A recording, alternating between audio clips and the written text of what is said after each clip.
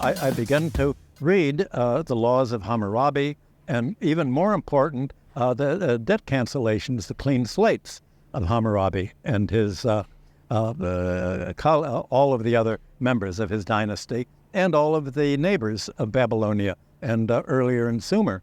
And what I found, it didn't matter that I hadn't studied Assyriology, because the translation of each of their speeches was completely different in German, French, and in English, and American.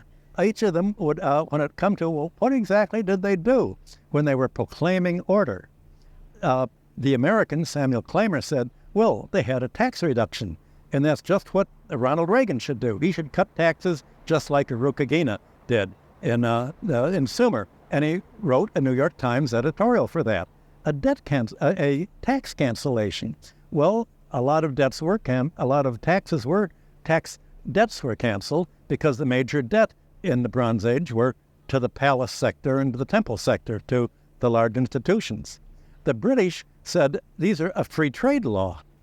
And Wilfrid Lambert and I had a long discussion at one of the rencontres for Assyriological meetings on that. And he wanted to see whether I could, being an economist, could talk about Assyriology. And the one word he wanted to find was andararum, which was the word that Hammurabi used for a debt cancellation. It meant a free-flowing, meaning that debt servants who were held as bond servants to their creditors had the freedom to go back to their original houses and not be a servant anymore. And the slaves that were pledged to creditors could also be returned to their former masters.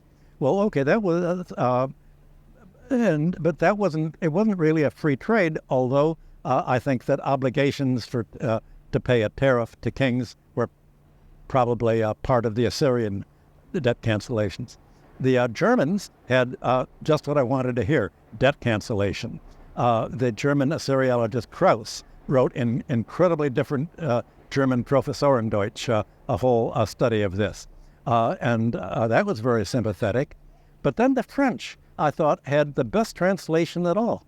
They called it's a restoration of order, ending the disorder.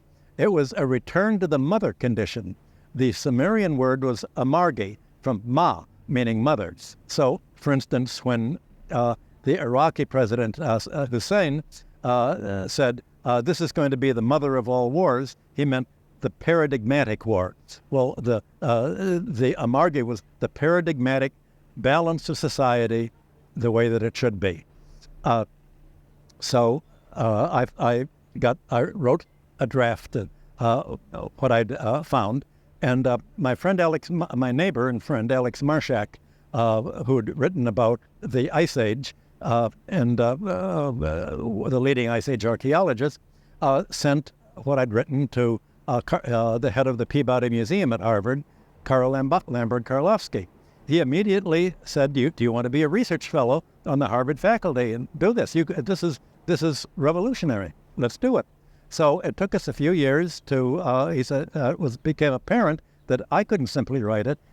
We had the idea, let's invite the leading Assyriologists, Egyptologists, people who were scholars who could read all of the Bronze Age proclamations, letters, legal cases, and we're going to study we're going to write a financial and economic history of the ancient Near East. So we began to do that in 1994, and over the next 20 years, we did a series of 6 colloquium and published 5 volumes rewriting the history.